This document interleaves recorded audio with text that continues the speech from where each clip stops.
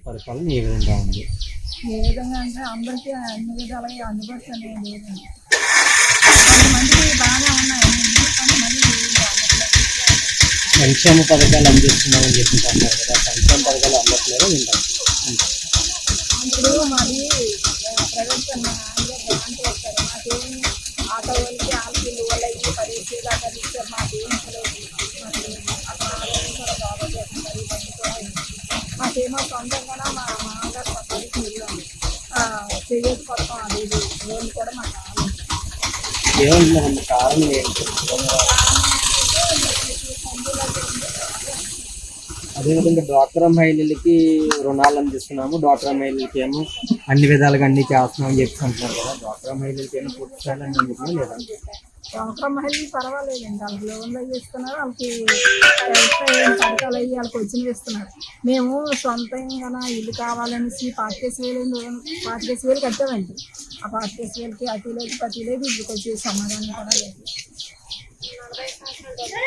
40 సంవత్సరాలు డబ్బులు లేదు, మాకేమి అమ్మా అదేవిధంగా అమ్మ ఆరోగ్యశ్రీ పథకం బాగా ఉందా, లేదంటే ఆరోగ్యశ్రీ పథకాలు ఏమైనా లోపాలు ఉన్నాయా? ఆరోగ్యశ్రీ పథకాలు ఏమైనా పనిచేయలేదు మాకు.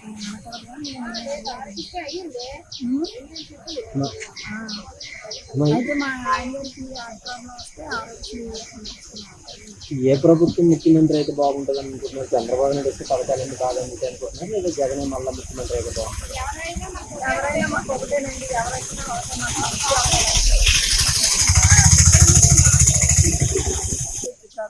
గుర్తించినట్టు ఎవరైనా ఒకటే, మనకి ఎవరి వల్ల ఏం లేదు. వాళ్ళ స్వార్థానికి మనకేం లేదు. ధరల విషయాలు ఎలాగున్నాయమ్మా? ధరల విషయాలు చెప్పవసరం లేదండి.